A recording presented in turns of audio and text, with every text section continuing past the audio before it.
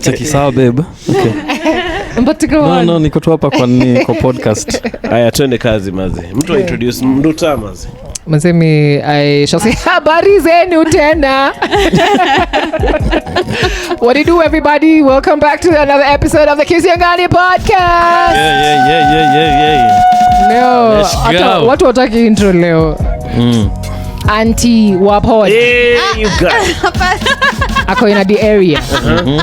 Thank you. Kisiangani man. Baba Wapod. Wale Baba Pod anapigana na homa lakini amengangana. Na wewe nephew. Mimi no, mimi ndio the only son Wapod, which means mimi ndio the only heir. Wapod ndio rightful heir. But then let me tell you guys, the only person who is gonna get toys in this pod, the way things are standing right now, is shout out to me, man. Let me tell you, my bloodline, you guys will thrive on this subscribers. Yeah, this podcast is so guys, welcome to Halaiki and Sons podcast. So these are all the toys. This is Kisiangani Junior. This is Maria Prude. This is Nduta. Well, George, Atana KC. This is my youngest. Yeah, I love kids by the way. But then you don't get kids, right? All of you. No, I don't. Yeah. Nduta pia utaki kids. Kids. You get your only hope. Kwa sasa mimi sina mtoto. Let me tell you. But you said you want. Yeah, kuna mwaka ya kufanya. Yeah, we have still hope by the way. Miaka zinaenda sana nambio. Which means you need to start now. You guys mean turns up by kesho. The magic I've identified. So kesho kituka 3 tuna meet. Na amesema for the purpose of consent. Yake yote. In fact ameandika. Consent is important. Ameandika hapo consent. Akatik. Asikwetu like guy I missed my period. But in the next 9 months you guys will really be picking this pod without me. Chekinaje? No, naenda kutafuta masera pigeni. Paternity. Nakam. Haya, niko biashara street. Cheki wadau bana wewe, tumeni mchanga mzee. Wewe umeangalia Pampers ni pesa ngapi? Thank you George Raphael, asante sana, nimepata 100 bob yako. Pampers. Yeah manzi, but karibuni sana. Mazemi homa inanifanyia ile kitu, but today I'm better. Yuko sawa, jana ndo ulikuwa unakaa unaenda kudedi. Yeah, yesterday things were thick man. So siri ni ulifanya nini ndo umepona hivi miraculously? Series is continuous sex. Yeah, like okay 3 hours continuously. Yeah. Yeah, 3 hours. That's what I did jana. Okay. 3 hours continuous. Look, huffing and puffing. You sweat it out. Open enough. Let me work my lungs. Yeah. You fight fire with fire. Take it surely, honestly. You're not finishing. We go like those. Did you spit on my back? Cheki sijamaliza nimekohoa tu. Cheki. Nipanguze. Weirdly enough, I saw a video of a chick saying how atibwa na kusho manze nimelemewa. Na boy inaongea tu ati ni man flu. Nothing even. Amelemewa haiwezi patiana mechi. Ni mgonjwa yani ati kama unicheki. You know how you be like yo. Wewe urumie useme haina noma. Naweza nienda nimpatie supu. Alafu bado ukienda bado anadai. You're like I thought of the healing. Ni kifua yangu ndio iko na shida you guy. The rest of my body is okay. Hapa unafaa una rest. Una rest. Funny how guys always ready, yeah? Unafaa una rest. No. Because now that is like a sign of a healthy man. Like you need to be. At least he's gonna live through it. Now the joke is, you're ready to go, but then, hey bro, see, it's a long thing. It's not a short thing. Yeah. But mimi ni mgonjwa. Sir? Hey. You want I for long? Ukifungwa hiyo kirusi. Yeah. If we are saying we are here to drink soup and for you to take your antibiotics and so let's do that. But if you say we are going, yeah. How long hivi? I think 1 minute. Unakuambisha. Yeah, don't promise something you can't deliver. Yeah, but also pia ni madem saa zingine mnatuita kwenye alafu napata ati sijui tunakula queen cake na minute maid kama ni lunch. Kwani ulikuja kukula? Alafu bado mnataka sijui tu perform for 75 hours. No, unafaa unifeed vizuri, uniprime. Wewe hapo wendo makosa yako. Unajua upate kuna queen cake na minute maid. Ungesema na hiyo ni yetu wawili. Wende ukule. Yeah. Nenda ni si wendo unafaa ukuwa umetengeneza vitu hapa. Mbona? Say need the energy. Mimi niko na minute maid na queen cake. Moja. Unajua ukiwa high school ukikula hiyo uko na nguvu kabisa. Right. Nguvu ya kutembea. Tell them. Ya tukiwa high school kuna nguvu. Tumekuja nini? I don't know where I was No. That Mnafanya is nipate sembe mazee na I need to be primed because ile kazi naenda kufanya si rahisi. But they cooking for someone is kwake kitu tu just to do for anyone by the way. Yeah. You do cook for someone? I have cooked for a few people, but there's people I haven't cooked What's for. your speciality? Something quick and easy. I'm not just like if you're Queen impressing them days when you're I still ain't in trying the to impress thing. anyone. I'll cook Ndio what I nimesema have. sikia nduta. We're You not always impressing. get- We are not impressing, girl. Aya sikia. Hey, let me utakula rephrase. cake brown. Yeah. Hey. If you're in a good mood, one meal. Yeah, if I'm in a good mood, and here's What meal my would you make specialty put now. together? When I'm in a good mood, I'll make a tigedheri. Wait. Although my githeri is banging. Oh, it's banging. Yeah. Does it have nini? Baby corn. Yeah, It has baby corn? No, not baby corn, but it will be soft baby corn. Oh, Umetoa hiyo ni Soft babe cow. Check it. Burgers. Right now, I could if I make you burgers. But Just this ulisema ukija kito uta make burgers. yeah, What for sure. happened? Next time, sasa nilipata usha ninaweka menu. But yeah, for sure. Me, hiyo ni kitu I'd make it not to impress you, but because I also want to eat burgers. Did you make for Mboshori Nick? Nah, he never could at my burgers, that nigga. That nigga only could at my ugali skuma, I think. damn, that's why he left. Hey. Cheki, hey, huku kwani ni high school. Mtoma alikuwa anapikiwa chakula ya 10 years in marriage. Yeah. Hiyo ni ile unamrushia kwanza. Oh my god. Check it. Oh my god. Guy. Now, what do you make if you're in a good mood? If I'm in a good mood and I have time, pasta. Or pasta? So Alfredo. Hey, Alfredo! Hey, what Alfredo! is that eaten with? I Pasta don't know. Alfredo. Pasta sijui maneno yake. Mince meat. So like Or meat, chicken, no? ama? So it depends which, like, let's talk about chicken Alfredo. So Oh, so that's chicken. yeah. So chicken. Alfredo is the one which you has can put cheese, right? mushroom. Yeah, they pretty much most of them. You have remember the cheese. one we had that day we went to Village Market with Blessed 112? Yeah, You remember that pasta over there? It has some white stuff. Yeah, so it has a white sauce. Oh yeah. So Yeah, okay. like lots of garlic and butter, and now you can put mushrooms if you want broccoli. Yeah. So you're saying you make that so ina kamna nini?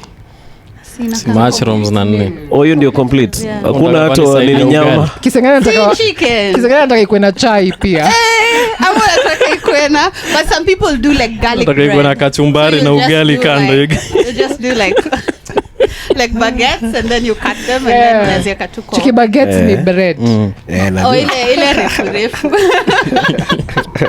Yeah, but then kama niko But hiyo home maze too- hiyo yeah, kama juzi jana. Yeah, I made pilau. My pilau Eish. is really good. Oh, for real? Wow. Yeah, so I was craving pilau. So I Iko na made nyama some. ngapi ratio? See, iko Will na I enough. have meat all the time I'm scooping? Well, yeah, Yeah, you will. every spoonful. Yeah. That's Yeah. polite. Yeah. Natumia whole spices ama ni ground spices. Ground spices. Okay. Whole spices, kwani umesikia? Huko ina good mood. No, sina. You guys, Mimi nisipotafuna cinnamon kwa pilau yenyewe. Oh, ile mbao. Tuwe kitu Ni kama hivi. leo sija perform. ushaikula hizo githeri yenye you need a microscope to find the beans. Yenye imejaru nini? The other bean is a fire, you guys. Cheki umeona bean nyingine tangu ingia hapa? Cheki sijaona. Ile mahindi nikaa sawa, you But guys. it's very either way. Like, But your pasta Alfredo is not good for nini pre-match. Why not? Since ni dish. It has carb, it has protein, it has. Mtu atashiba vizuri. Utashiba, imagine. Tedious task ahead. Chiki. I like the way you agreed. Yeah, me I'm not like I thought you. I was alone in this. You guys initially uliniacha nikufe peke yangu hapa. Because now I don't cook Kwedu ugali. hivi kuna ugali kwako alafu kuja. Kuja ready. Si unajua Kenya unakuja. Sasa kusema Sometimes That's sometimes part of the hatujuangi. nini? Yeah. Package. Yeah. Pia ukuje na I shopping. think you're expecting. Shopping. Kuja na shopping. Kwani Or also if you wanna bond even more mnaweza pika hiyo dish pamoja yenye unataka kudish. and then you That's a good idea. man. Yeah. Unapika dish alafu mnadish. Alafu unaenda kumdish. Unashangaa unaanza na gani kwanza? Cheki wacha maji ya ugali kichemka. You go after you bust a nut after a minute useme ni Alfredo. Yeah. Cheki, hiyo ni usipikie nasikia gas. When you wanted the main course. What's wrong with you? Would you Alfredo? Sasa nakula Alfredo umwambie asikakwe lactose intolerant pia. Okay. Hey, that Why? Cheese. Si cheese. Okay. It has milk. Milky. What happened to lactose intolerant people? They puke? No. It goes out your butt. Shit. Oh, they shit. Wanna spin? Yeah. Damn. That's crazy. Unasikia Uriel. Ujaijo hiyo maneno ya nini? Me am Kale, bro. Me am fully tolerant. I can drink milk and maziwa mala with cheese and I'll still take a solid shit. Maybe unashanga hiyo story. Imagine But okay, how many honestly hizi mavitu zimekuwa mingi sana sijui hiyo imekuwa almond milk nini lactose intolerance. Hizo lactose kitambo kulikuwa na hiyo story ya lactose intolerance. Iko sasa ungesema mimi. How many people do you know who are lactose intolerant? I know like my great granddad never used to like cheese. Because haikukua. You guys. But choosing not to have it That's is another.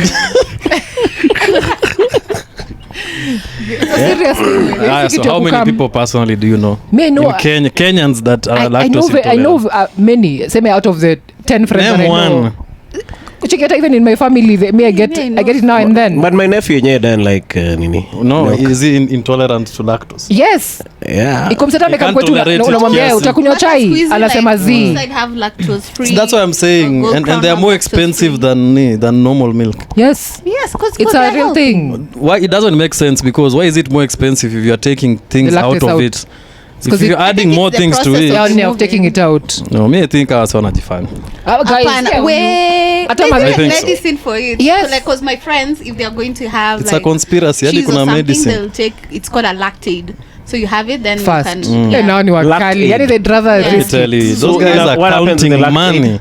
So it helps them. So when they now take the milk or the milk Oh, product, okay. they are not. Jonah was hanging out with another chick. Yeah? So we just she invited me for some sort of lunch or something. Yeah? So we're chilling. The food is brought. She's like, yeah. So I'm diabetic. For real.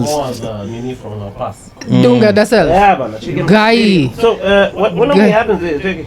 Guy at the No, table. I've been doing this for years. Yeah, I've been doing this for years. Guy. Somebody was pretending it's normal too. Like, this is you know, yeah. That's crazy, guy. So it's also like what? I was like, what the fizzy? But it's not in a gross. It looks like a pen. Yeah, It looks like a marker it looks like pen. a pen. Yeah. But I don't know. I think Skata Indio, it's nice to sensitize people like you who never sensitize. But that can be shocking again. Yeah. Maybe to her it's normal because she's She's done it and for also many maybe years. the people around her. Yeah, just be like, yo, It's a norm. FYI, I'm about to punch myself in the. I'm about to dunga myself in the stomach. you're just allergic to saying. anything. I used to be allergic to eggs. Imagine kitambo.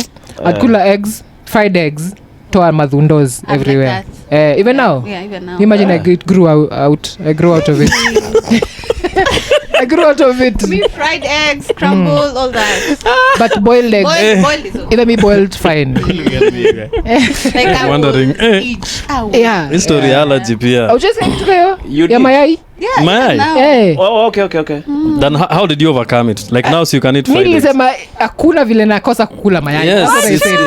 it's your attitude. It's your That is attitude. your attitude. Oh, no. It's your attitude. You see, you change your attitude and you're no longer allergic. So it's an attitude. Like me, I can kumonga anything. As long as you have the right attitude, you can eat anything. Kakumanga anything. Even There's if you are nothing you don't listen, eat. There's nothing Big Pharma is benefiting on you being lactose intolerant. Be tolerant. People are allergic to It's things. not a thing. Tolerant. Be tolerant. Let's build tolerant societies. Bashir amesema mkuwe Listen, tolerant. go down Ngong Road right now. See all those products they are selling. Yeah. Sijui almond milk, sijui lactose Ndio. free, nini. Yangamia. They are priming you. No. They It's a know what they're conspiracy talking between They the know. food companies and the big pharma. No, They're they know doing what all they're these talking things. about. They know what they're Giving talking them about. Too much power. You know, But they kwanza iko theory inasemanga hata maziwa ya ng'ombe we shouldn't be able to digest it as humans right now because it's just ng'ombe tu domesticatiwa juzi. Usidingilie with One. Why are you so spicy? Why are you? There's no attack in weight. zimedomesticatiwa juzi. Ng'ombe. Yes, ng'ombe. Juzi Juzi being 2000 years ago. Ng'ombe Yani zenye juzi. nani Wamasai walitoka nayo mbinguni. Hiyo ni juzi. Hata kama nionyeshe Masai mmoja mwenye ako intolerant of ni lactose. Ndio nitawaamini. naweza tafuta nimpate huyo. Sawa, me I'm down honestly. Kauko lactose intolerant, come we have a discussion. No, there are guys who react to milk. Yes. Actually, you know you're not supposed to give puppies cow milk. You know that, right? Why? They react. They think they're lactose intolerant. Which milk should you give them? Okay, bring them to me. Bring them to me. Even kitties, I think. Hizo zinanyonya directly from the milk. Do you know I was in kitten, I saw a dog eating a watermelon. What happened? You see, that's the thing. Me I feel. Okay, even lions eat grass. It was emaciated. But funny enough, these pedigree dogs actually eat fruits. You know that? Yeah, they do. Inapewa serving yake. Hata inaweza poezi some dragon fruits. Nice fruit. That's all I'm saying. Me, I'm doing a camp. I'm doing a camp for lactose intolerant people. Wait, me, I'm keen on this story. I don't believe in it. So you did used to cook for the dude you're with them days? Now, here's the thing, you know, me was barely with this dude. Me was living alone most times, but then we'd just meet every now and then. So it wasn't really a relationship. Oh, okay. It was just every You've now never and then. stayed with someone over a long period of time? Yeah. Nah, eish. So you meet well. Kinduta, have you ever killed a person? Nika umemuuliza some nasty stuff. So ulimpikia wapi baga? Ile akikuja tu, sikupika baga, yeye alikula ugali skuma. Ugali skuma. But I'm just saying right now, if now I can tell what mood you are in. Kulingana na nyama. Ama you guys were young, you couldn't afford nyama? Yeah, check me, I was a struggling artist. It was when you were Wayaki Way? On Nairobi Nakuru Highway. So boy alikam bila anything? Yeah, alikambila anything. Hata kuwa na rokofe. Hata pale akikuja na kitu. What is rokofe? What is the rokofe? Rockefeller. He could have got something, you know. Oh, something. Oh, something kuja bila. So it just came through. It just came through. You guys need to do. Damn. Msi alikuja na presence yake. True. Alikuja na presence. Alileta tu presence. But cheki, kupikia mse is neither here nor there. He brought his presence. Wait, skia. So I never lived with anyone at long enough to cook for them at on a daily. So boys akaingia alafu ukasema nikupikie ugali. Sasa here's the thing, if I was cooking, you will eat. Assuming I'd already eaten, then you will not eat. Period. Gotcha. Yeah. Yeah. Mimi sitaki kwenda kwa ndu charge. Yeah. Chakula. So ungekula kwenye umetoka. Nataka nipara na chemsha maji kwake nasema ni ya kuoga si ya ugali. That is crazy. So don't do taini maji ya kuoga sipiki sembe. But now you get chilling waiting for what to ask. Okay, it's the third day. First of all, here's the thing, mtako tu monge tu outright. Me I'm eating noodles half the time. You think I'm going to be na bomba noodles? But here's the thing, it's not that I lived with someone long enough to cook for them. So it's not a question I can really answer once in my life or twice. But and how about you? Ulikuwa unapikianga nini? Yako yote. Mapocho pocho. Unaka cooking person, no? I am a cooking person. Yeah. I am. I love cooking. Jackie. Si ugali lakini. ugali zi. Ma Alfredo na Alfredo bro. Everything else we can cook. Yeah. Njahi kwanza. So if they do then come and eat unasikia vibaya? If they do? Akikuja na asikule. Oh no, si hivyo sasa. So it depends. If you're in a relationship, kuna food. Like nyumba yangu inakuwa na food all the time. So lately hakuna mse umepikia? Yeah, no. Because I've not seen anyone. Hakuna mse anakujanga kuvisit? Hakuna mtu. Mimi siletangi wanaume nyumbani. Mbona? Unanifikisha hapo. Hapo kwa gate. Ai. Si unaenda nini? Ni space yake ndivyo nataka. Ai. Si ni democratic. Like you come to my mind as I come to yours. We are dating. So you have to if you're paying rent there. Kama tunaonana. Ni hapo kwa unakuja chini. kwangu kufanya alafu mpatane hapo. Si to visit. Zizi. Don't but usi-insist kuvisit umse kama uja-invitiwa. By the way. Yeah, it shouldn't be. No, you shouldn't. It shouldn't, and also don't think it's a thing that should happen. It's to happen. pia si ati anakuchukia. Yeah, just take it as it comes. Yeah. But is it suspicious if you keep coming to my place and you're not inviting me to yours? Yeah, that is bring it up. Exactly what yeah, bring it up. Yeah. But in that discussion, but I think generally you guys avoid visiting mummies. Yeah. Because utalishwa queen cake na minute maid. Tell us.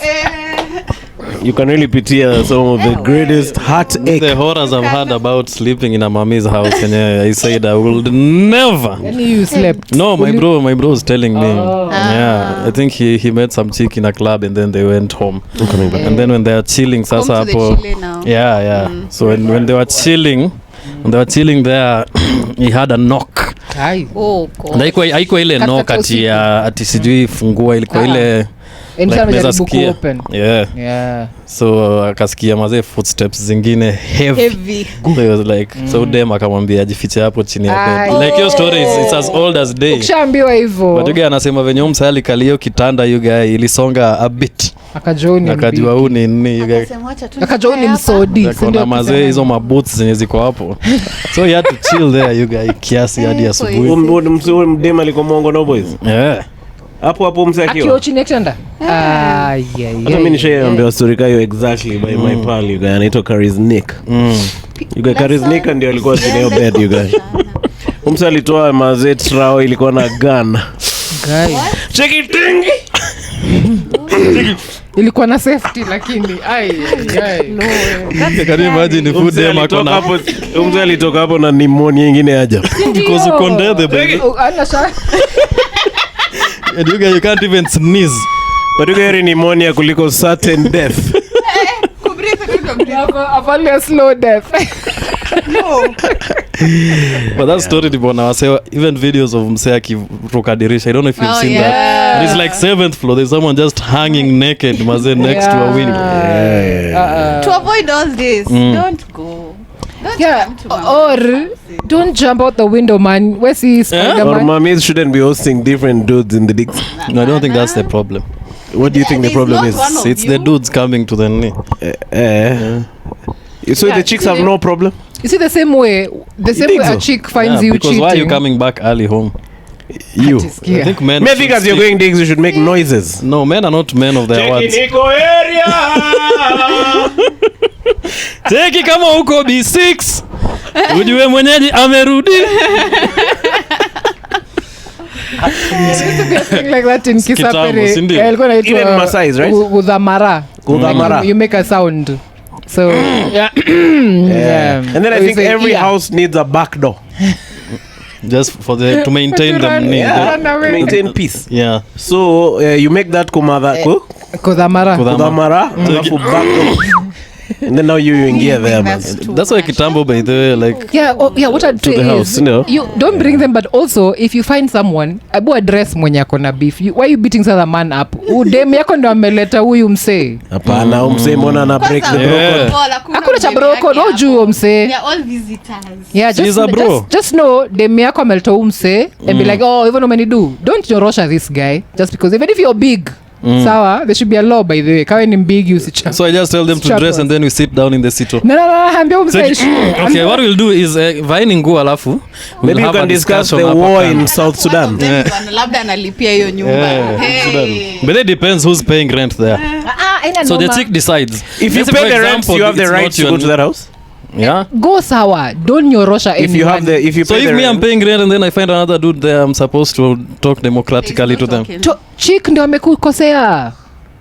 This dude probably atakwambia kuna mtu kama wewe. Basi huyu jamaa si anajua alipi rent huko anafanya nini? Haina noma. Huyu jamaa si amesikiza hii podcast tukisema usiende kwa madem.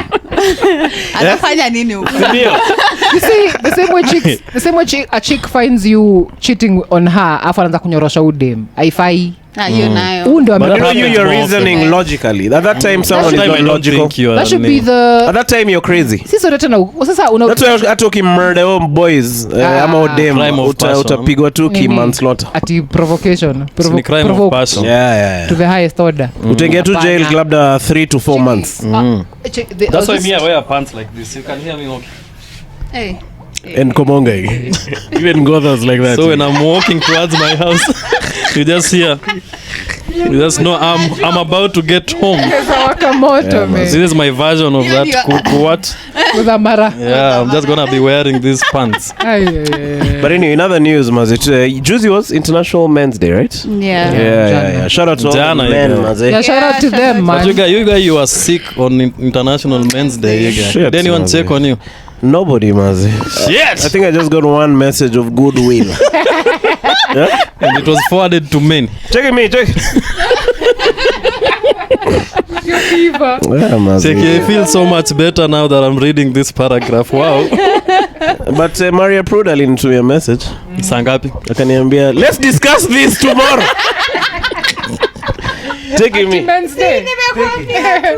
Yeah, mekupea a time. Yeah. Hey. You may received nothing. Nothing. Even your mommy didn't send you a message. Yeah, you should be gotten from your Zero, mommy. bruh. Yeah. Zero. Nasibi How come you guys forget International Men's Day?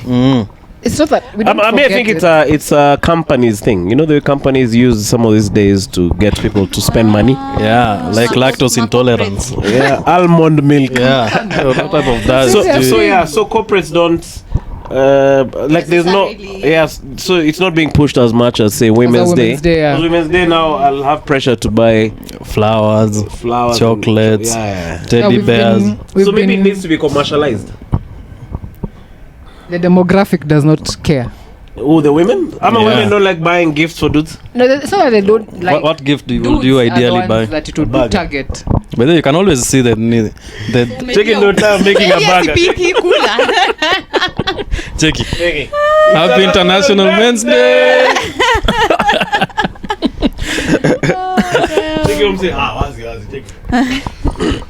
So yeah, so I think but I think this But year also, we're trying. do you think sex is a gift? I don't think so. Maybe ukipewa stingo mpya. Let's take Because- ask the because- ladies. Ama mu introduce Yeah, someone new. because most of the time inakwanga hivyo. Cause like I gift you. Check it. Okay, check it. I no longer want a car. Okay, there's a friend of mine whose wife decided to bring in another person. Another mommy. Yeah, another mommy. yeah. So this guy and Komonga, his wife, and that mommy. Wait, And then Maze exchanged contact with the new mommy and said, Komonga is the new mommy. on the side now. Yeah. So now later on, this mommy discovers and she really gets upset with this Nick. Oh. Like, why are you still Komonga in You this had a mommy? verbal contract. But you guys, why is that chick bringing? The one who introduced this person. Yeah. Yeah, you But should the be fine contract with was for all it. of Why is that chick bringing? As in, why is that chick But getting sometimes you have a Bringing headache. someone. Ah. That's the risk of bringing Yeah, and then she can't bring a dude. So shocked? Okay, me, I can't kubali you bring a dude. sasa you see, you see, that's my double standard hizo. Umeona? Can you imagine if Check, your hands guzana? umekuja kuunda wifi. Ni sink. Kuna sink iko na shida. Oh gosh. Ati ume P. Diddy used to watch his Kuna chick wrench. being Komongo. you guy, he was wearing a buibui ama sijui a kanzu at the corner. A kanzu? Yeah, he was wearing some sort of gown, like a kanzu. Like a devil. Like the Grim Reaper. You know the Grim Reaper, what he wears? You guy, like Batman. So it chopper, you guy. It chopper before or after? You guy, during you guy. What? So the stories Okay, are okay. like you just see him in the corner, you guy. Like And then a- now he's wearing a knee. A black Like you gown. just see the Wow. guy, oiled up, you guy with a fucking gown. Check it, take that.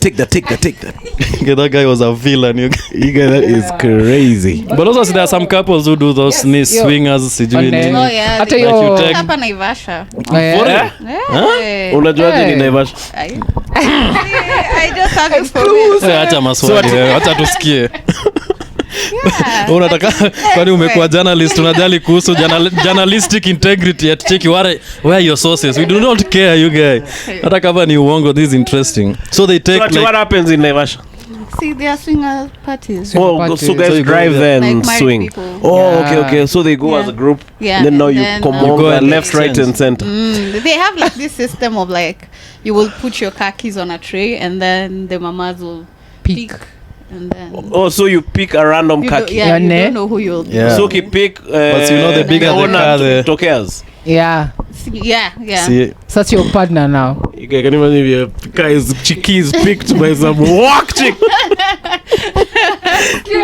Check away bibi wa Stevo. Check Mazda ni mingi.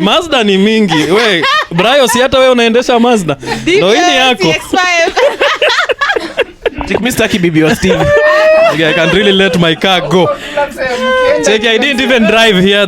I've never seen this car before. Me I'll check in there on a bicycle.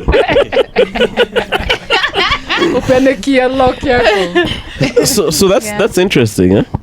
But it's like it's normal, like it happens. But how do you come back from that? Like a lot of married couples being together now. Like I just look at hanging out together. Yeah, like that dynamic doesn't get this DJ is comboing some shots. I'm just like I don't know what y'all are into. Have you ever been approached with like a couple and then they're asking like if you can join them for like a night or something like that? If who has been approached? Like see they're together as a couple and then like you are approached and then there's another day George was approached. For real? Was it George or you guys? No, me. She was like, I don't know about it. I don't have a khaki. But okay, maybe one time in Mombasa, but I don't know if that was the deal. Because this mami was with like the guy, but she was really into me, like she was insisting we go, and the guy was just okay. So I'm like, yo, yeah, like why you just like your chick is hugging me, she's doing all this, and you just watching. Type like my personal trainer in Dubai, like here alikuwa na like the couple he will agree to the couple, but then the guy will watch. Yeah. The guy would watch the like him. I think you guys now as you're comonging that mami, that guy would have been watching. Na yo koti ya Didi. What if I don't perform well, you guys, and then that guy is man. Cheki, can you stroke well, kijana? No, that is substandard. Maybe you'd have rubbed your butt to encourage you. Cheki, why are you stopping? This is my wife who I love. She does not like that. You're yelling instructions in the corner, you guys. Yeah, like, but that is the danger, you guys. Personal trainer, so he's Nigerian and this are white folk. So like the wife likes black guys. Yeah. And, like black strong. So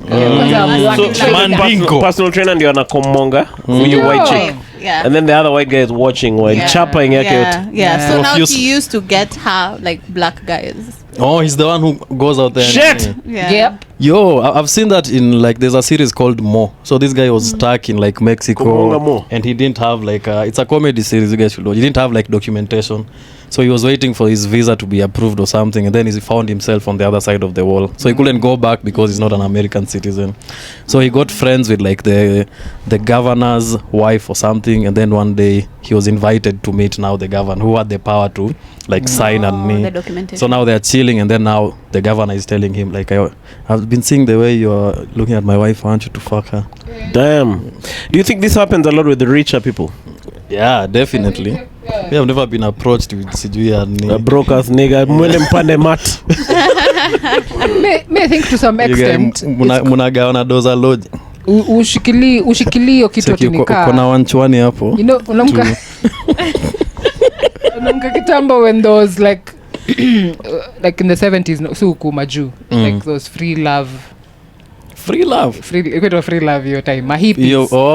Unakusindio unakomonga whoever wewe wamenibamba guys are easy one me I think they other than the STDs that were spread vastly, but there is some there's something to it where ushikilia ti uni wangu na ownership. Yeah, it's not ownership. It's something to be shared and explored by as many different people as possible. Why do I think Nairobi is like that? Yeah. Because you know because Kenya is like behind by almost 50 years. Behind UG? US. Okay. So right now we are like in the 70s in like US standards. Are you sure? I think Nairobi is totally with the rest of the countries. Okay, sorry.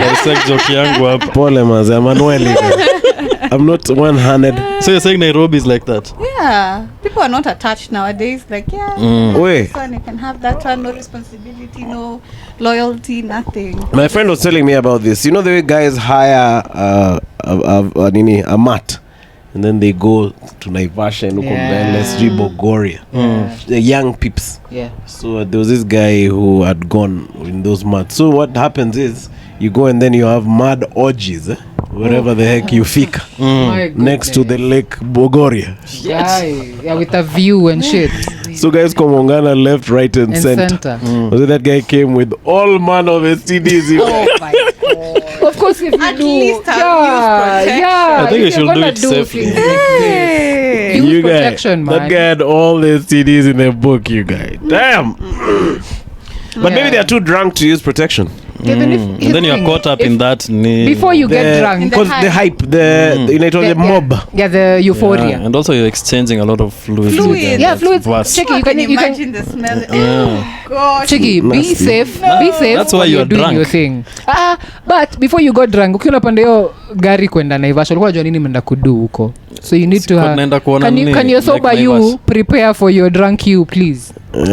And also, I don't know if I'm the naive one, but sometimes ujui kenye ita happen huko. Yeah, that is you need kuja exposed to Kind too of much vibes, risk. We drink kidogo, we go tembea and see these places, but then all of a sudden people are on uko like, I think Because you Even Even on, even on the way, You I've seen escalate TikToks of sana. those escapades. I've seen TikToks. Yeah, Like even those on the matatu way, things. Yeah, the bus. Like you can see the way they are moving. You guys, they are sugwaring each other. Sugwa- Yeah. Wanari. They even stop up Yeah. It's like a viewpoints. funky with no. Or to sugana Restriction. with the Mm. view. Hapo nje tu. Yeah, yeah. Damn, man, it's They're like, crazy. hey, we're the But who queens Sugua's of the cameraman? You guys. I feel No, bad for him. I think it's Sugua's himself. labda si alikuwa na mtu hapo. Okay, when I was the cameraman for the last one, It's like in porn. Check Does it. the cameraman get any action? You guys? Check it, Sugua's himself with a tripod. But me, I've had stories of like there are groups I think on Telegram where people panga these orgies. Oh damn. Yeah, like Oh, you, for real? Yeah, you get into a group and then you get there. So I think the person who was telling me is like you get tested first of all before you enter. Like Everyone is tested You're for tested every. first. Yeah, Later when before you you rapid enter. test. do they keep you? Like you need to, if there are some which you wear a mask. It's like a masquerade. Oh, party. Seneca, Yeah, but they don't reveal the location until the day The of. day. Yeah, and then it's That's like safe. payment is you through cash. You come with drinks, nini, and it's like every weekend. Eish. The people are sexually active. People are komonga Yeah. mbaya. Me, I'd say just Komonga. Say even if you wanna bamba yourself, you wanna feel excited, do it Even that's safely my and thing, I don't within your comfort. But Kumunga without a CD, there's some guys who Kwanza don't know. strangers. There's some guys who Especially now. Hey. see now HIV is no longer ugonjwa Hata hatari. si ugonjwa hatari. Kuna nini? No, si hatari. Let me tell you, your member will dissolve. Cheki, Trump alitoa funding. Because like yes it is, but Cheki, Trump alitoa funding, hakuna ARVs. There's a vaccine. Hakuna ARVs? there's a vaccine. Yeah. Kufikia saa ngapi? Vaccine haijafika on the ground. Wana- No, there's a country which is like Itakufikia saa ngapi? you're given two shots But first of of the all, vaccine every year. waseta kabla hata muangalia hata HIV na kaswende na nini ingine yote. Unataka Soul morality. ties. Soul ties. Yes, Oh, you'd believe sio? in soul ties? Me, I believe in a bit in soul Hebu ties. tell us about soul ties. Sikia sasa, I don't have the... Break it down. Tell us more. Soul ties, okay, tell us. You have had the gist. You know the gist of how Komonging people kind of Dry. Dry though. dry render nini. I mean, I think even whatever way. No, see Because protection. your bodies are Protection Part in of the a prevent protection your is soul against soul from tie. connecting. skatai, but the fact that you are still like this. You guys, the other Yeah, soul but will be I looking feel- at I my feel soul you like guys this are through the window, you guys. Yeah, You you're didn't see it feeling properly. Yeah. It'll be opaque. Hey, kuja to tie. Achani nako. Cheki. Maybe you're the crew. Unajua ninge tie na uye hiyo soul but sikuiona. Kuna kapoa. Juu ya CD. Cheki. You know, mnaangalia lightly sana. Do you know there's so much intimacy that happens even before you komongana? So much. Like what? Just to energy yako na umse, vibe yako na Kunyonya the umse. neck nini? the neck of the watch. Among other things. Really properly. Yeah, that's what she's saying. Even without Hapo ndo unaanzanga. Oh, you guys. without soap? I'm saying. You guys, there's no. You guys don't start on the neck. May I start with holding hands, you guys. Oh, sorry. This guy is going straight. Are you a vampire, you guys? Take him in, take it. See what's up with you? Kulante tunyonya your neck polite. Hi, my name is Emmanuel. Hi. But those other things are part of the soul tie. But I'd say Even before they umefika changia. kunyonya the neck. Yeah, before even nyonya the neck, before you insert your member. There are other ways that you have already bonded. Energy yako imesikizana na umse ama pheromones zetu zimebond ama whatever else. Now when it comes down to sasa hiyo the actual act, for sure it's a manifestation. Watu sex haianzangi in the insertion of member in vagina. Sema amen. Umeba. Hey. I believe in the soul ties thing though. Yeah. There is one guy. I was wondering what's wrong with me and this guy. He tied you up. Is he tied? I didn't tie me Tied up. her soul, not her. You know, like I was. I think nimemfunga soul kitambo bro. Alimpigana lasso.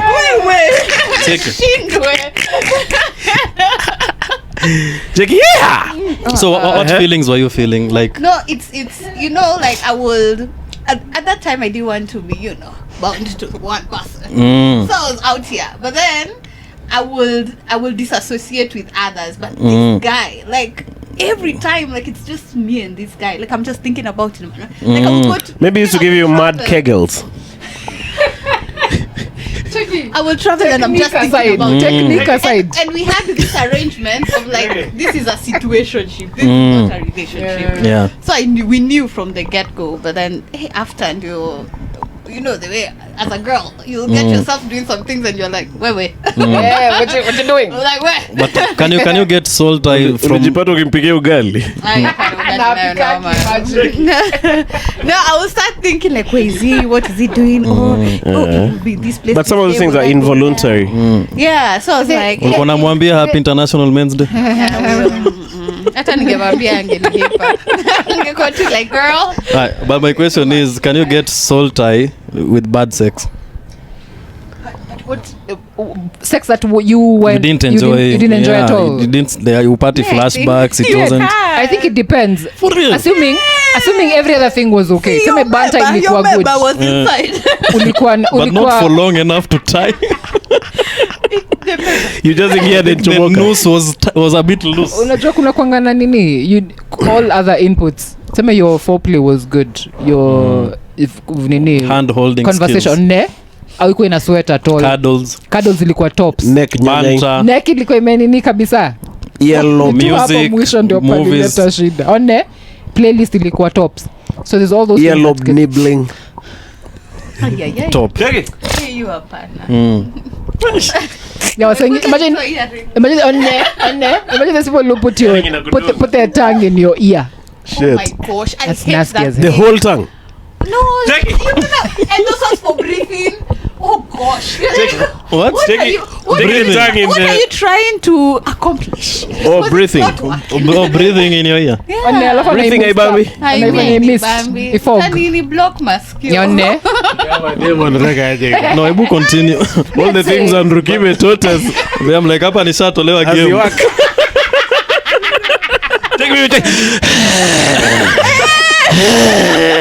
Nasikia hivi mazee, I've been disqualified kitambo. Take breathing. Wacha nijaribu ulimi. Check. That was my whole plan. Check acha basi niende home. Cheki sina zingine. Cheki sasa ubaya nyinyi madudu. You don't want to. But all the chicks, you guys know what you want. That's the thing. Having gone through all the things we don't want, which is a lot of things. Yeah, that's why you can say very clearly, I don't like breathing, I don't like when you're on the neck. I said tongue in the ear. Nibbling on akimguza tu neck anaisha. Luta's been out of the game for years.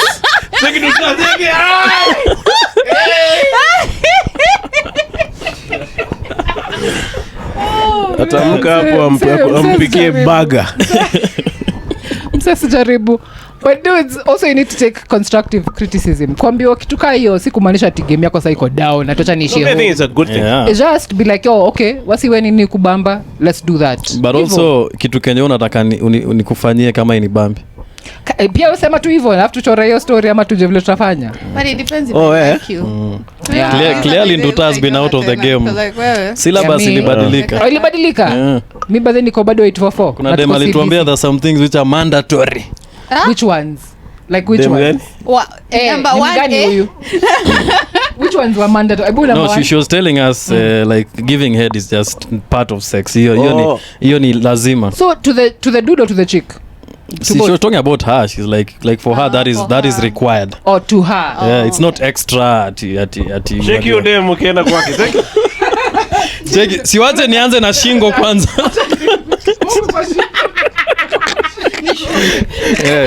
Cheki wacha kujaribu kuresist. Tengoja. Madhana niko. Check, no, I have Homa, eh? Hold on. I have an allergy. Look, wait. Let me take some Piritons. So I think there's a way lazima muagree. But feminists seem to be very keen on that head. Yeah. I think so. And there's some guys who go on do feminists think giving head is degrading?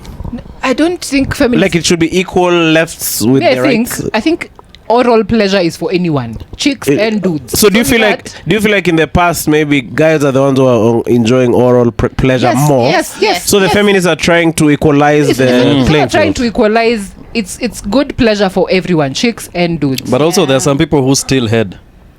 Who steal head? Yeah, see, like after you give them head, they won't return the head. Yeah. Oh, hey. Head thieves. Sasa, and it's mostly chicks. Make sure you communicate that. But Cheki.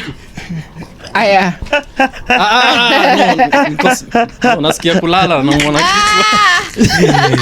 Yeah, that's a very serious been point. There, you guy like a fucking. Okay, got you. Because for me personally, like I don't enjoy head, but I enjoy giving. Yeah. Yeah, there's that as well. So I'm back in the game. I'm back. That's a fair trade. Yeah. What about those who say that they like giving head because it gives them pleasure too? But if like I get someone like that, I'll be like, I'm sorry. You can't. Oh, you can't allow them? No, I'm not. Yeah, for the love of the game. I'm not comfortable. Yeah. Maybe you take like a whole bottle of Kenyan first. Even Take your cake, come. So by the time is done, I think there's so many other things you could do even before you putting your head there, your mouth there. Yeah. So but do you think generally speaking we are beforehand? Hizi discussions inaviwa Unajua mnafikirianga kuna time on the first date usually think ati hakuna time ya communicate, but there's usually so much time regardless kama mpatana saa hii kwa festival, lakini kama mmefika hiyo place yeah, there's so much time to say anything. So like katikati ya kiss, so yeah, sleep like oh by the check chini to what do you like? I just try I just try all my tricks and then enye utaki unaniambia next. Yeah, maybe she'll just tell you don't do that, do this. Yeah, do this. Okay, yeah, and then you do that. And then you when she does something, you'll be like, yo, don't do this, do that. Even to communicate, you know, she doesn't get to embarrass her too in your head with it. Yeah. Wama unafikiria ati wewe kile unajua should be the only thing. Chiki, bite my shoulder. Take it. Chiki, tickle my elbow. Take my elbow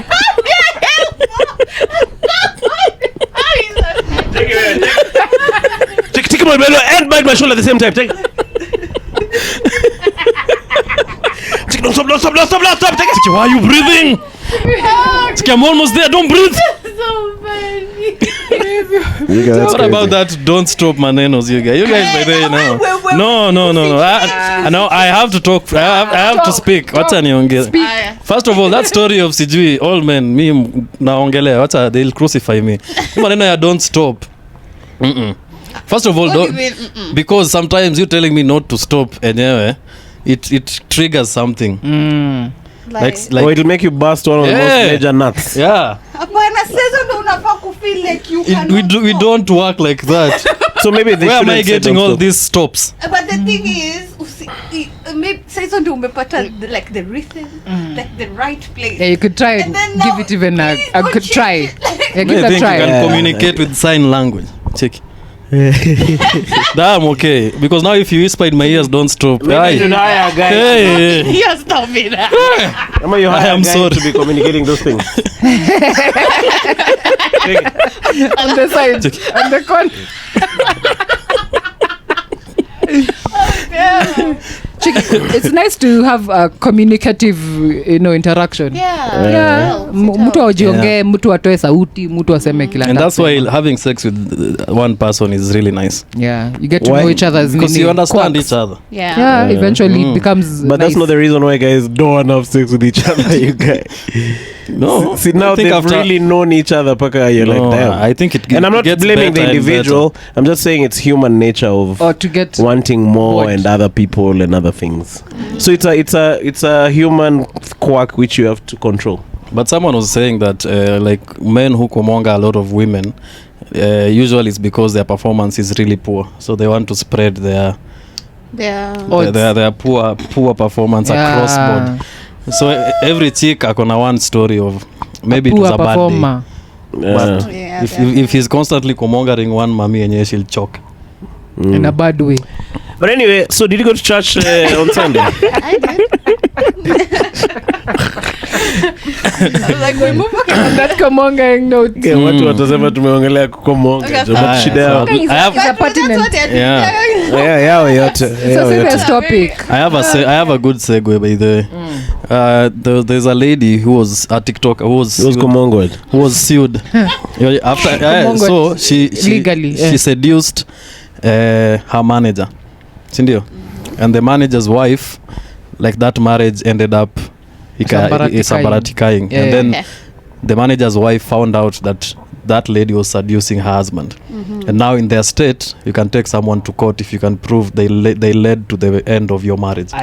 So she was ordered to pay 1.75 million USD for that thing, like for ending up. Did they eventually have an affair or no? Yeah, they had an affair, and that's why the man left this lady to be with this other. Lipe 1.75 million USD. It has some merit to it, but not really, Bana.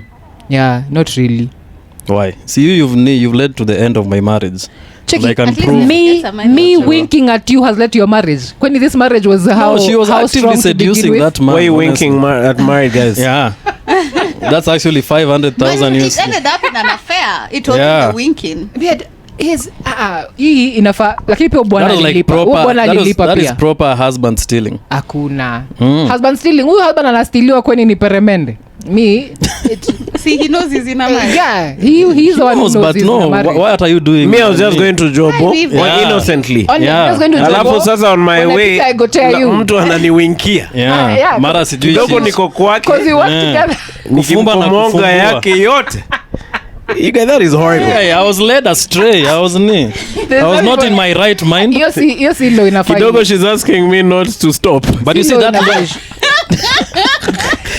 suddenly you are on. I was tickling her elbow. I don't know how I got here. I was biting her shoulder, Your Honor, while wondering why I was there, Your Honor.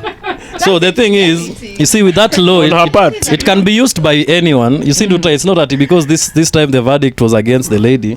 Even if the man finds out that there's another man who took my wife, and I can prove that this guy seduced my wife and did all, and it led to the end of my marriage. I can sue this nigger. To be honest, I agree with that stuff of if you can find the person who ruined your marriage and sue the arses. Yeah, you should at least get something. You've lost. I'm not saying you'll hook back up with this nigga. The person who ruined your marriage is your spouse. Unaona hiyo sura unasema? No, it's the other person. Nyinyi wote. Is your spouse. Kwani my spouse was kumongering who? See this guy? It's your spouse. Because they've caused you a lot of emotional damage, distress, and your marriage. I'm sure you'll be sick at some point. Bana. Your member also arise for a while. Backfire in the future, I think. Hata kama ndio but it'll discourage guys from kumongering people's wives. Just leave people's and vice versa. Husbands. So you are for infidelity. It'll be because it'll be a financial risk cutting without doing research. Here ambie Your Honor that I didn't know. But that chick knew, and even she was part of the evidence. She started posting this man on her TikTok. 2.9 million followers on TikTok, posting another man's husband. Doing challenges with him.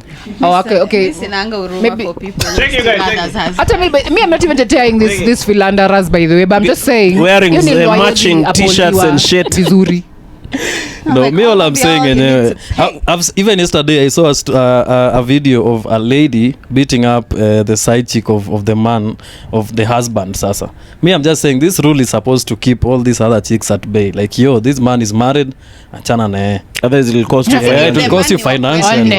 One whether he's married or not. Yeah. Alafu you is the one who is married. But wacha aende lakini ubaki na pesa. Yeah. Period. What do you think about hiyo nini? What do you think about this Sonko scenario?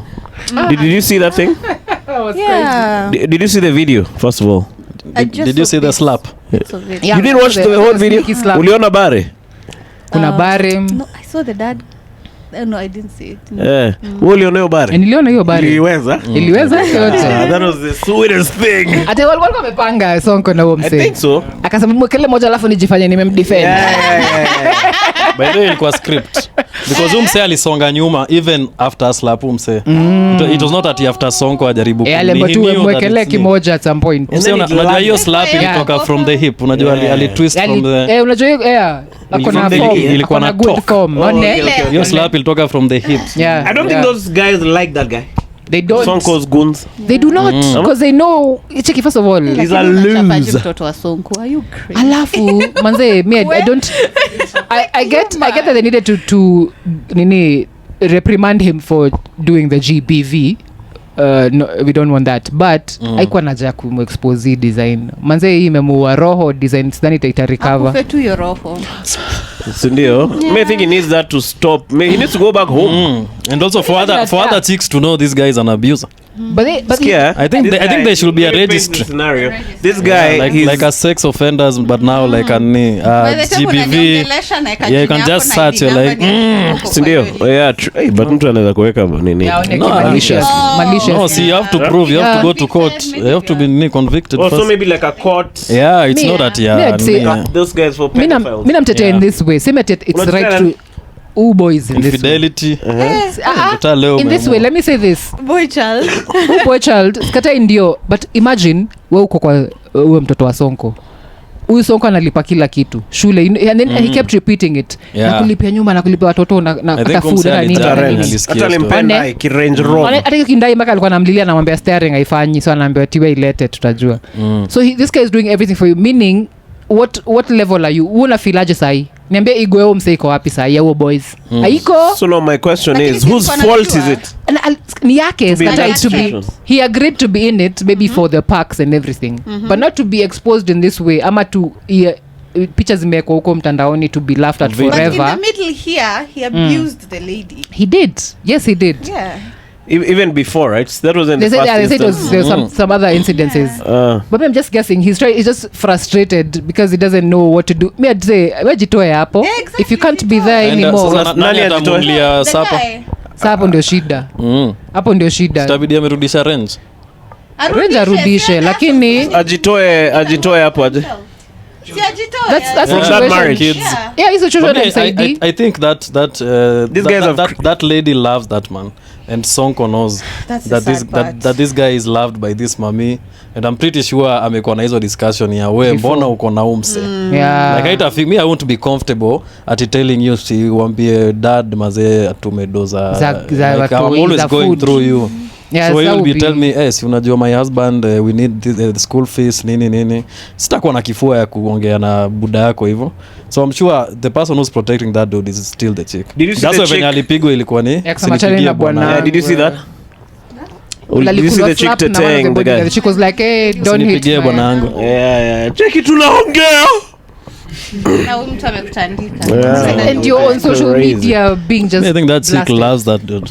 But me I think that for that dude that marriage is some sort of gig. yeah that's a gig. Yeah. Must it comes Well with a nice Range Rover, a house in Kitengela paid for. Yeah. It even comes with toys, bruh. Mazee paid for. Yeah. That's Their school it fees sounds paid like for. a nini, Shopping, you guy? a miserable And then, life like you're saying, they've. I don't think it's Sonko's fault. it's not I'm but sure I think Sonko has But tried. that situation has reduced that guy to nothingness. to nothingness So now that's why he has even time and stupid akili to even. yeah to be hit like let me nyorosha this one chick. who is 'Cause he making has me no less value to be yeah honest he on the has planet. he has none You're being paid for. You guy after being chapo at that bar, you still asking for the guy to come fix your car. Ati my steering is not Can you working. imagine? And then you're being told kuja na wazazi wako. Oh, Can ne. you imagine that call? Ni boarding school. Wait, anaweza gari yangu iko na few issues. Utaniambia hebu kuja hapa nyumbani kwanza. Wachana na huyo. Take Maria Prude. Hapa na Mary. Mary, how's your dad? At some point you'll just be talking to her dad directly. Check it, wait, 2 months are nini? Spark plugs, eh? No, ako hapa. Spark plugs are not doing well. Kuongea naye kidogo. Yeah. Alafu it's almost January, prepares nini? Fee. Fees. But you guys, where does Nani also get finances, mazecho? Si just won a case, ukumbuke akirudishiwa 500 and unfrozen. So amerudi mafutani, eh? Mafutani mbaya. But at that guy on that level, I think his daily expenditure is crazy. It is. Maybe he spends like a meter a day. A meter? Yeah, with his turkey gold, A I'm nigga who sure. has Sonko. Did you see his room? Yeah, it's gold. Gold from top to bottom. It's so flashy, gosh. Turkeyness. Cheki, ni ushamba na No, do. money cannot outlame you. That's in the... I don't think there's any amount of money inaweza fanya. Utakuwa tu the same but on a higher level. Wait, did you... Jibambe tu. Me, I'm not even saying at in What are you saying? See, I'm just saying, like, no matter how much money you get, if you're not like that before money, you won't suddenly have taste doesn't buy you and have style. class. Yeah. But to be fair, umse upiga maluku. Yo mi Maluku nitampe. za gold. Za Gucci. Gucci juu chini. Kaa kuna mse uva vitu origini Sonko by the way. Yeah. Ni origins of Gucci. Mbaya. Okay. Definitely. Where maze? Did you guys see the now after that incident? Chick said sending Sonko messages of GBV. Yeah, there was one who... There's even one who had really been battered. Did you see that one? Yeah. The right side of her face was just... Lip, macho. So allegedly that guy is the toy of some important guy in society. Yeah, one of... Iruma Mutiambai used to be a police something. Yeah. So that's the son. Yeah. Battered that chick like... Crazy. Yeah, it looked horrible. Yeah. So I don't know. I was discussing with Bash. I think there are so many unreported cases of GBV. Yes, very many. Hizi mnaonanga zimefichariwa barely at nini. Kadot in this nini. And me thought it's sana in the vitongoji duni. Kumbe it's just everywhere, man. It's everywhere. Patriarchy. There's a chick was selling GBV, not patriarchy. Zote. But hata matriarchy kuna wase wanavunjwa. Misogyny. Yeah? Hata matriarchy inapepeta wase pia. Here's the thing. Tukisema kuna GBV mfai battle na kusema pia maduzi wanavunjwa. No, tunasema tu because wewe umesema gender-based violence. Yeah, it is. Yeah, so it's towards any gender. It's towards any gender, So and it does against happen. that. Yeah, we're against all of it. Yeah, that's what we're saying. In general. It's not about because now since by there are some people there who because there was that purple profile picture.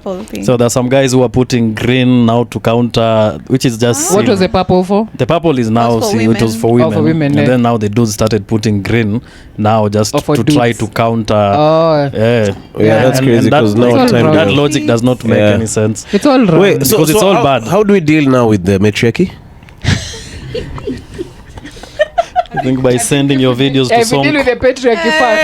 I think one man needs to come out and say, "You guys, me have been vunjwa." They've talked at many of them. Have you ever dated someone who's violent-ish? No, I don't think they will dare. Why don't you think so? It normally happens to the most.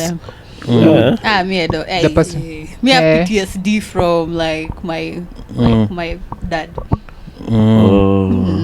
So to imagine that you will lay your hand on that would be crazy. That's why who start laughing before when they imagine the thoughts. Yeah, like I'm like who tried me? Try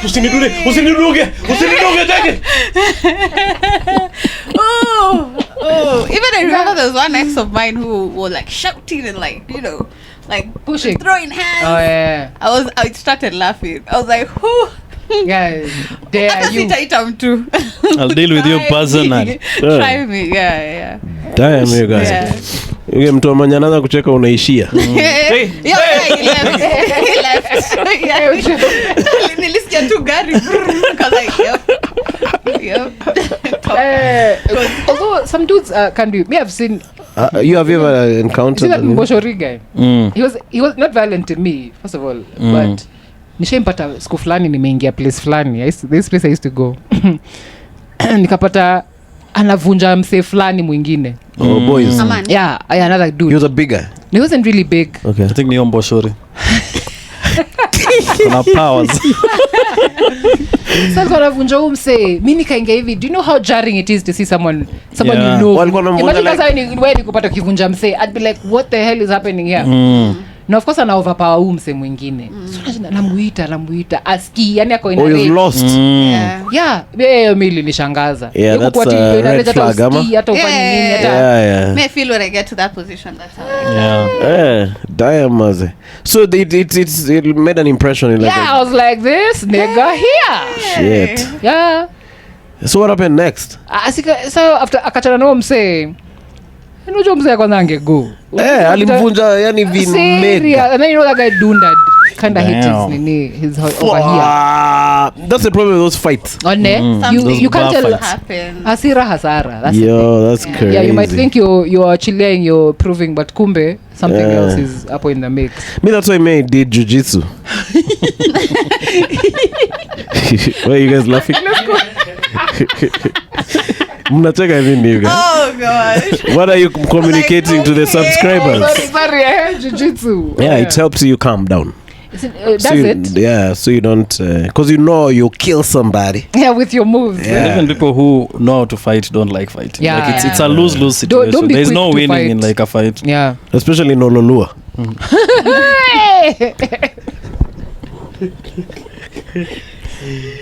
Bashir, you guy must really fight trees. Cheki mti na niangalia aje. But you guys, you're a fighting guy, generally speaking. No, not really. You're not? How can you fight ukiwa mtoi? You guys. I think I've had like two or three fights. See, that's why it was funny. Me, I was that was my. And then like, you guys, skia hii. Because I've never seen the value of everyone I've seen who's violent. It ends badly. Unajua. Like it hurts your ego kiasi, like, and then you'll win a few fights, but in the long run, you know that rage stays in your body. Yeah, It does. oh yeah, you know that. Then one day, even if you're winning every day, you'll find someone who's stronger than you. True. Let's go to the Rorosho. Wewe nduta. So hizi ma soul ties mtu unazichuja. Let's get into it. Whoever would teach us about soul ties. So tunatokaje now that if you have been tied yako yote? I don't know. Unaenda kwa Pastor Nganga? Huko usiende hata kidogo. Cheki unaitwa nani? Cheki soul tie. Cheki. Toka. Sitoki. Don't go to Pastor Nganga for sure. Me I'd say first of all, self awareness ni kitu muhimu kwanza hapo hivyo. Just know where you have interacted with other people and it has done something to you, whether to your spirit, whether to you as a person. Hiyo ni kitu moja tu ya kuitikia, to accept where you are at with that information. After that, then you just try to do some behavioral therapy. And I think once you're tied, the goal is to limit the ties. Because now sometimes they are so jailala ukasikia ukiitwa you guy. Don't Emmanuel. Those are soul ties. Yeah, don't And then you remember Me started dreaming with this guy. That's crazy. That was a serious. Huyu jamaa alikuwa mkamba. By any chance. Alienda akaongeza. But also when people say that, like, it's also like when you get like a soul tie, it can be used like as a weapon. Like me, I've recently got into that side of TikTok of like where soul ties and all these supernatural things, where like sex can be used as a weapon against you. Like you see how you're tied to someone sexually, like someone is that using like as a form of control. Like even if you're pitiaring hata kana kupiga, you can't live because you're tied sexually. I'll send you the TikToks by the way. Sijaingia kwa hiyo rabbit hole vizuri. Hata sijaingia vizuri, but like, I know there is something there. So there was this lady who talks about like other people's stories using love spells, like how like every time how it goes wrong, and then she was just telling people not to do love spells, and then she was saying when you break up you need to do like a spiritual bath, cleanse for you to separate yourself from even alcohol. People use it as a trap. What do you mean alcohol? some lady was doing a TikTok about alcohol. She's saying, I know it's like half nonsense because she was saying because it's called a spirit. Right. It endears you. But she was making sense how you can be trapped in a relationship through alcohol. Okay. Because like you become another person when you're drunk. There's some people who are like that. Yes. So like your sober self is like, hey, I can't be here. This is not me. Yeah, but then you take a few shots and then it becomes tolerable. That's how people call their exes when they are drunk. Yeah. You guys, things are crashing. I think it's an ex. I think it's your soul. Like you're talking about me. Check is it talking?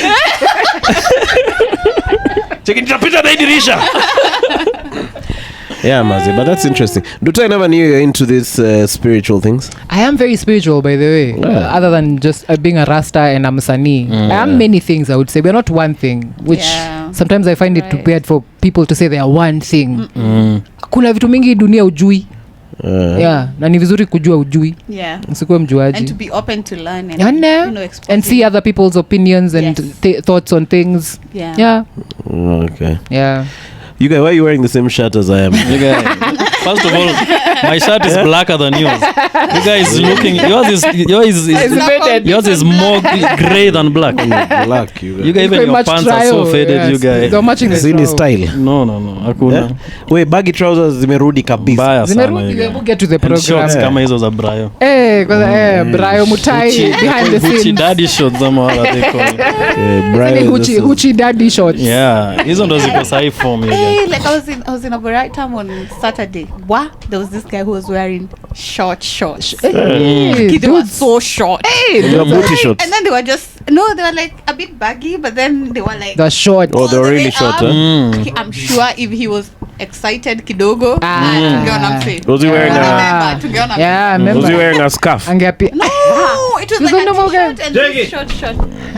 Hi guys. No, you guys, you forget gay people have style. I'm just running around there, racing, babe. You guys, a scarf and a short as Indian. If you're gay, you run with a scarf. No, you don't. You expose your legs and cover your top. Yeah. Me if I was gay, I'd run with a scarf. Why? To wipe your sweat after you're done. You have to run stylishly. You have to run non-stylishly as a gay man. Nyuma yake akienda. I love running with this scarf, babe. Me, I envy that about dudes. Brian is atokea hivi and he's so comfortable, so chill. How do you know? Brian, are you comfortable? Very chill. See, Brian, you're comfortable as hell. But let me tell you guys something. What a sifu. Me, I'd want to wear shorts like this and just chill, even in public. Okay. Sinasikia ulikuwa na shorts juzi pale laugh bar. But the nafika hapa hivi. Were you feeling uncomfortable there? I was not feeling uncomfortable, but I'd probably not wear them as often. Ziko picha? Asa sijui hakuna mtu alinipiga picha na mimi sikupiga. Wewe ulikuwa? Ungekuwa nakumbuka. Hore, ulizeni hore. Me, I've never seen Duta's knees. That's the exact thing Mangeli even the shin of her ankle. I think that day she was being a criminal. I think her mother was like, unaenda wapi kama umevaa hivyo? Check, the name of the show is Comedy Criminal. So this is, I am committing crime. Mangeli aliuliza George tu hivyo. Have you ever seen her knees? George is like, Z. Okay, that's interesting. What inspired the look? Because I've made those shots from scratch. That's why. Yeah, I was like, wacha nizidunge. Yeah. How's your mother doing, Manzejo? She's cool. Manzejo, she has some maumivu hapa na pale. Every now and then I try to just tuliza her. She's like, hey, you like hodhiaing things. I'm like, I'm not trying to make it easy. I'm not making light of this thing. I'm just making it so that you don't stress about it. Because if you stress, hiyo pia inapanda tena alafu unarudi, yani it's a cycle. If you're stressing, the pain in your body feels it, so inakuwa a never ending cycle. So you're trying to take her mind off, and I'm trying to tell her, you don't worry. Ni very interesting. Namtumia na wewe all your folks man, they're good. But unabaki Kenya ama unaenda? Niko area kama Mare.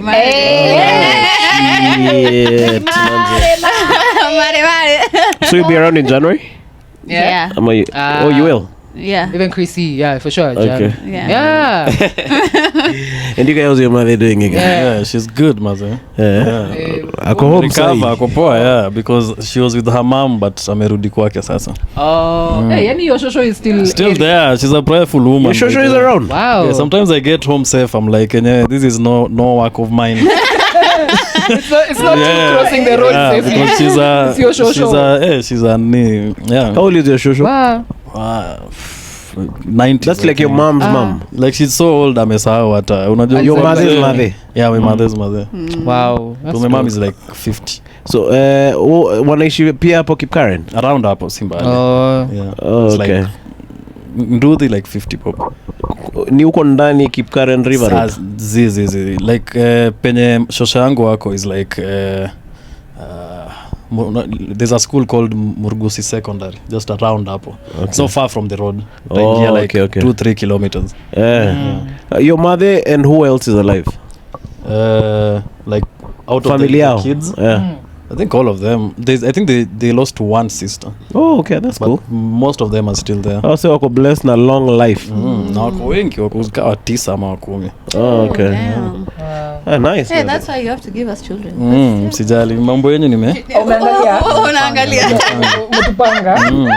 watoi wenyu watakuwa refu but out of my entire family I'm like the smallest like all But then everyone. You guys are giants. I never met your bro. Una ndugu. Niko ako Wako single? ako but Lakini mambo ya single siji Alhamdulillah. Wabarakatu. yeah but I'm the smallest all of them are giants Oh, yeah? sijui hiyo gene ilipotea wapi guys Yeah. You like big guys? I like big guys and I cannot lie. kuja family meeting deck Tutokea tu tuseme. Indio height Even you sasa like big guys? For real? she doesn't have an What am I gonna option do? Yeah, what? Have a choice. but then did you see that ni tall people hang out in New York or some shit Yeah. where everyone is like Mimi napenda kwenda huko. Yeah, I saw that thing. Yeah. Manu I also saw Did you guys see the fat con? unajua algorithm inajua nini height yako haiwezi kuletea content Wewe kali nipata fat con, utapata height. Uko na fat con? See? Kulikuwa na convention ya fat guys. Yeah. That's a bit. Me algorithm yangu maybe ni intelligence. Oh wow. But Oh wow. Mimi naweza kwa algorithm ya Manu is just animals fucking I promise you I swear You guy Albert Einstein Club. see. You guy bana. why is it okay by the way to post just animals komonging on Instagram like that shit is They don't pull it down. they don't They don't. Have you ever seen that squirrel komonga? I told you guy Have you ever seen that video? They haven't. Sasa kama hizo sisi. Maze, have you seen that squirrel komonga and a squirrel? I think your algorithm knows you why are you trying to build a constituency You guy, it is a very interesting video. Yes, kudanganye. Do you know? I think It's komonga it pole pole, you guys. Oh, just pole. It Yeah, has man. some serious. 0.5x speed It moves fast at some moments. Ay. Hey. bruh umse ako deep Wasana hizo nini? Study kumbe. Yeah, Wapate man. some skill. we have seen one for like a tortoise you guy like yeah, bro the member They make a weird sound. and also the, that's so accurate bro how many times did you have to watch You it mean Oh, you have but the member is weird you should go and watch it like the member is sort of like rounded it's big at the end. the end, yeah. And it's weird. just saying it So say the people's algorithm. Nikki. I saw it Show once and then I said I videos. don't like this type Yeah, of don't content. like report. Sindio? like not interested. Where Mazi? Let's close this podcast up. Mama Pod, Auntie Pod, there was huge public demand for you guys to do a podcast It has together. happened. So it has happened at last. Yes. Podverse yetu ina grow. So what's the next combo? See our kids sasa wajoin it Hey, hey. in 5 years we'll have Wakuje hawa watoto. We did them. toy pods wataitwaje podlets For toys. Hii podcast yetu iko na mademu wanne. But I've seen mademu wameanza kuincrease. Yeah, well, ni wengi. Hata kama ongei. I think there is many of them. Yeah. Maybe they watch Q Sniper. Q Sniper for real? I think so. If you're found by the matriarchy watching you in shit. Our pod is very... I think if your dude finds you watching this pod and it was not him who introduced you, it's the equivalent of How you did going you to know? you going to your chicks and then finding Maze ESPN ama Super Sport 3. Oh, I get you. Yeah. Cheki, hey! Nani alikuintroduce? Pana, people can land on Because me I've met even today coming here I've met another Nzige. I have a profile of like Nzige is like mostly a campus dude ama a young professional who just started working ama like that is the I've met only like one or two chicks who watch the pod and most of them inakwanga my boyfriend introduced me to you guys like it's Okay. like I don't think we are discoverable to chicks. The algorithm knows. Have you started meeting podcast peeps? No. On comments and DMs. Oh, yeah. DM. Wanaku DM. Yeah. Wanakwambia? See, I saw you on Kisiangani podcast. Yeah. Check it, stop. Hakuna mwenye tumeenda more than that. Okay. So do you answer all your DMs? Umeenda kwa requests? No. Umeenda kwa requests? Request ziko but naziangalia niko like I see y'all. But aufunguangi. Nafunguanga but like we reply. Yeah. I think Bashir is the face of this pod. Yeye ana approach yangu. Hapo chini kwa accept. I don't accept. Yeah. Okay. Where Maze? So thanks for coming through. Thank you for inviting me. Sorry today I chelewesha you guys Maze. Yeah, man napitia mengi. Yeah. In fact I never knew that this podcast will happen. Jana the way I was feeling usiku. I was like yo Maze. So thanks for making the time. I'm sure I've been a bit quiet on this podcast. Venye nilikwambia uende uchange attitude yako ona sasa uko sawa. Yeah man. Soil in the mind. When you change mind you can change everything. When you change Nani's mind as he run for president again, please. Nani? See Nani. Okay, sasa nitaongea naye. So this Saturday I'm headlining at the Laugh. Yay! Take it 20 Okay, seconds. just make sure Maina Mnene is not doing another show on that day. Unakuja hiyo show ya Saturday? It depends if Maina Mnene is doing a show on that day. Show mnitum. Maze Maria Prude must really go for Maina Munene's gig, you guys. I've forgiven I'm not you. even explaining myself anymore. Take Maina Munene. The fuck is But that? your outfit at your it was given. I lent him. Utakata hiyo. Hizo pants hazingekutosha. That's why nilimpea. Check ching, hizi hazinitoshi. Tutafanyia nini? But you guys, I'm gonna buy a trowel like that just in case you don't know. Unasemanga hivyo alafu naendelea kuvaa hizi mapipe. Umevaa unsa umevaa pencil. Yeah, I'm under pressure to change from this pencil to mine. Yeah, this pencils. But you guys ni kazi imekushika you. Hey. I think wazazi imekuweka soul tie. That part. Just karibu na crotch. At last a joke on this podcast. Hii ulishona wewe mwenyewe? Azizi. It looks comfy by the way. Yeah, it does. Yeah, so my mom got me from abroad. Your mom? Yeah. Your mom has style. Yeah, my mom has usually a style. Seems ni wewe peke yako maze. Yeah, man, I inherited my dad's trait. Because your dad was a prof. You know those guys don't They are suit with sandals. A checked coat, a checked striped tie, a checked shirt. Yeah, you get that the belt maze has been there ever since. Independence. A grey trouser. Wait, Brian Mutai is also in the building. Shout out. Brian Mutai sikuja hapa usalamia watu man, watu wakuone. Ingisha mathais hapa hivi kwa mguu, kwa picha. You know, two Kiptos can't sit in one. Anti-Kale. Yes. So Brian Mutai. So this is Brian Mutai, a friend of the podcasts. What are you up to? You editing for Bashir's thing? Yeah, I just got the hard drive. We're gonna slice and chop it up.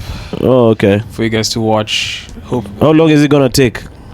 it'll take however long it takes. Yeah, cheeky. Okay. He said what he said. Yeah. There's no timeline. Timeline tutaongea na Bashir. Oh, okay. Wanauliza Bora atoe pesa. Yeah. That is the important part. Pesa kinga timeline na shift. Na shift. Getting a passport. Hatuwezi kosana lakini. Na si ndio? Sometimes unahitaji kukriz. We. Hiyo kitu ya hatuwezi kosana. Kenyan proverb. Kosana kwa Yeah, tuwezi. No, but like also it's like you have to like there's a lot of communication. You have to talk to the director. Like, do you like this cut? Yeah, there's gonna be a couple of cuts first. Oh, for the okay. final. Adjust. Yeah. He was the assistant director. Oh no! So he Cheers! knows So his shout shit, out! man. Shout Shout out! out to you, man. Mind of the whole. You guy. It was a team effort. How does it feel being Doug Mutai's small bro? Living in his shadow. I think I look more like him than Titus does. Oh yeah. Did you think? Yeah. If you look at Titus and Doug and me and Doug, who looks more like who? Nani? Mangeli. Mangeli Senior. No, but shout out to you, Brian. I just wanted guys to put a face to you because we normally talk about you over here on the podcast. You guys, when are we doing our podcast with David Masharia, you guys? I don't know. We came close. That day we came really close. Let's try again. Oh, Brian Mutai will help me with translate. understanding the accent. Yeah. So what he said is Alisema See tunaenda job. So see you guys in the next one. Remember to become a member of the podcast from $1. $1. What else? See you guys on Saturday. Bye. See ya.